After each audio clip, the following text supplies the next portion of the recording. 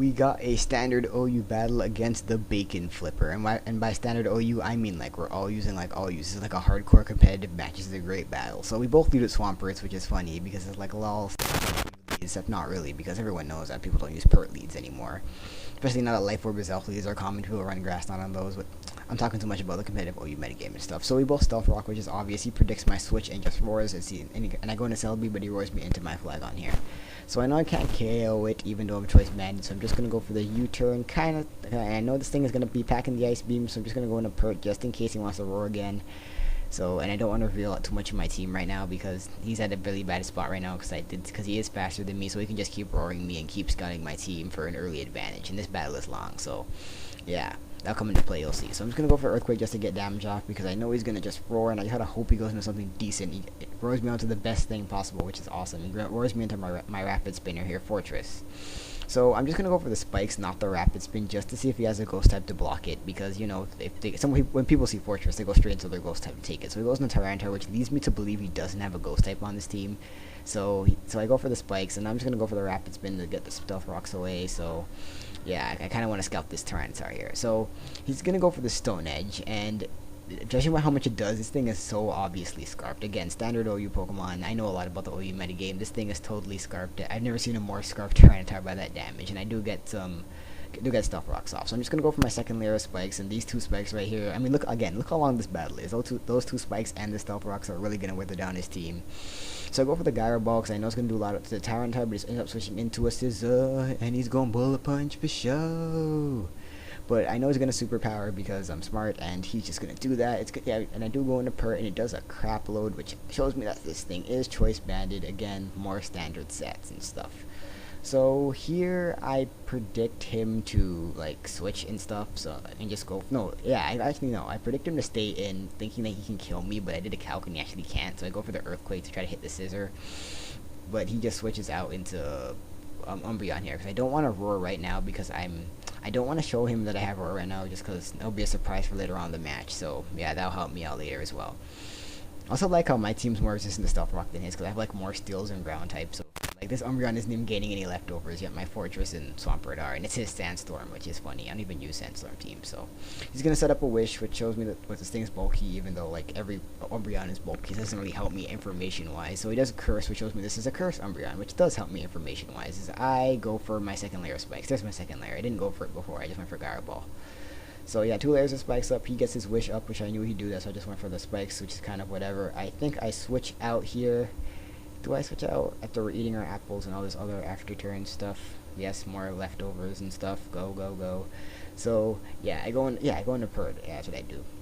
So yeah, so I go into Pert knowing that Payback won't do anything to me, and this is the best times ever to show off that I do have wrong, just like his. So you know, I just wanted it to be a big surprise for later on in the match, and I hit the thing a few seconds back, but I'm sorry. So yeah, it's gonna go for that Payback. It's not gonna do much because I have Roar, so I'm negative priority, so it doesn't even get boosted, and I live with 102. And Roar melted to Gengar, which is a good thing to see because it also shows me that it has Stealth Rock damage, and it shows me right here that this thing has leftovers. So another big standard set in the new OU metagame. Gengars aren't choiced anymore. They usually pack Substitute and stuff. So this is probably Sub Pain Split or Substitute Life Orb. And judging by Life Orb, I'm guessing Sub Pain Split, so I know it's Substitute Pain Split, Focus Blast, and Shadow Ball is its attacking moves instantly just from those leftovers. So I'm gonna go into my what's it called? Snorlax. I couldn't even remember. Snorlax is one of my favorite Pokemon, and I forgot his name. And I figured he's gonna stay in and substitute to predict my Curse. So I went for the Crunch just to break its sub, but he actually just switches out into Machamp. So I don't want to take a Dynamic Punch, so I'm just gonna switch out after more leftovers slowing down my narration. So yeah, so I go into Celebi, but he makes a really good play here and goes for the Ice Punch, which was a huge play. And I'm like, I can take this, right? It's a standard bulky Machamp, but it kills me with a crit. I'm like, that was a gay crit, but actually this thing is choice banded. And I figured it's choice banded because he predicted my switch, because Machamp doesn't usually bother predicting switches because it can get confusion off on anything. So I go back into thing, knowing he's locked on to Ice Punch. I'm just gonna go for my free Curse now, which is an amazing play for me because I get to see that confirms my suspicion that that thing is indeed choice banded, which is huge. Which means that crit didn't matter because I did do a calc and my Celebi would have died either way. But I do have a huge fighting weakness with my Celebi dead, so it's gonna really, that Champ's a huge threat to my team. So he goes in the Pert, and I figured the only reason he'd do this is just to get his rocks up again. So I'm just gonna go for Crunch, kind of predicting the Gengar to come in. But yeah, it didn't really matter because I get a defense drop, which also didn't matter because body slam would have been into a KO anyway. So yeah, I'm gonna go for body slam. That will take out the Pert, and finally I kill his first guy. It's like halfway into the video, and I finally kill his first dude. That is hilarious. That is how stally and long this battle is. So yeah. Did hit it again? I think I just did. I am sorry. I gotta stop doing that. So he goes into his Umbreon here, and I'm just gonna go for more curses because I'm not really sure what the thing's gonna do. I'm like, why would he bring in the Umbreon? I'm just gonna go for some more curses because even if he curses, I'm already ahead of him, and Umbreon won't be able to do anything to me.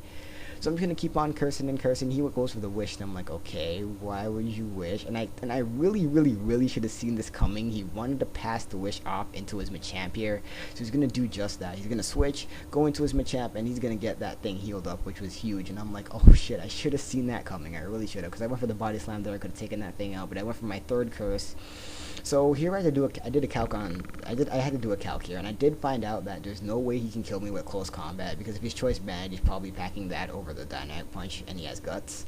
So even if he does have close combat and he is choice banded, I do have +3, so I can't die. So he is gonna CC me, and it doesn't kill me, which is huge, as I'm kind of spoiling it because Snorlax has massive HP and it's taking a while to go down. Yeah, but I do live it, and I'm just gonna, and with the defense drops and everything, there's no way he's living a +3 body slam. So I kill that Machamp, which is a huge play for me because my team is really fighting weak after my Celebi dies. So that was a huge play for me that really helped me out. So my Albert's pretty weak right now, so pretty much anything can kill it, so it kind of sucks. And he's going to go into Scissor, and I'm just going to stay in because this thing's pretty useless, and I figure he's going to U-turn, and he does, which is awesome because that means I get free switch advantage, and I get to see what he goes into before I go into something. So he's going to go back into the Umbreon, which is getting really annoying right now, but at least it's getting really withered down by all my entry hazards, as you can see right there, because, yeah, dual entry hazards is win. So he's getting hit by Sandstorm and then Leftovers, and now I'm going to go into Flygon because I know a U-turn would kill it, and even if he switches, I get another switch advantage with the U-turn. So he's going to protect just to scout what I want to do. I'm not really sure why, but he just does it. I guess, again, just a scout. He's not really sure. So he's going to let his Umbreon die here, which is the correct play because there's no reason to switch into Gengar or something because I'm just going to go into something to counter that after I U-turn. So he's going to let his Umbreon die and see what I want to go into, and I'm just going to go into my Fortress knowing that it's a pretty good attacker for all of his team and can wall a lot of what's left. So here he's gonna go into his juicer, the Scarf Tyranitar, which is totally scarfed, like that's like max scarf to the max. He's gonna go for the Scarf Earthquake. I guess he doesn't want Stone Edge to miss, that's why I went for Earthquake here, and I'm just gonna go for the Gyro Ball because with that thing being scarfed, I know it's gonna do a lot, and I did a calc and it most likely would have died, but it lives by like, I can't even see any HP. I cannot see HP. That was so annoying. I'm like, oh my god, how much does it live by? So he's gonna Earthquake me again. It's still not gonna do too much. I'm just like, okay, somehow Rapid Spin you're gonna kill Rapid Spin, but it doesn't kill. I'm like, come on, kill. I was like, it would have been so awesome if I killed something with Rapid Spin. That would have been like the best match ever if that happened. So yeah, at least I get rid of the Stealth Rocks. I'm just gonna go into Flygon because I know he's locked in an Earthquake, and he's gonna make another good play here and just stay in an Earthquake for no reason because he doesn't want. Tyranitar would have died to the entry hazards anyways, and he doesn't want to give me switch advantage. So I just U-turn to go back into Fortress, and yeah, so down goes the Tyranitar. He only has 2 guys left. So he's gonna go into his Gengar here, and here's another huge play of the match. I know he's gonna sub here because I know this is a sub pain split Gengar, or maybe a bulk kind of a leftovers substitute 3 attacks one, but I'm pretty sure it's sub plane split because it doesn't have hidden power fire, and Gengar is back in power fire for Scissor. But I'm saying too much. So yeah, I just go for the Gyro Ball, knowing he's gonna want to substitute, which is a huge play because now at the amount HP is at, it's gonna be huge. So he's gonna go for the Focus Blast that will take me out, but now I'm just gonna go into my final guy, the guy that I was avoiding revealing for the entire match because I knew he was gonna be huge. Right here, after the Sandstorm is like, yeah, so much suspense. What is it? It is my choice Scarfed Heatran named Crappy IVs, and it is going to flamethrower that thing for the kill, and his last is Scissor, so that's not going to be able to KO me with Bullet Punch, and it's going to die to a flamethrower easily. Because like I always say, Scissor is so overrated and just sucks. So that is a great game. Bacon Flips, or the Bacon Flip, something like that. Something with bacon.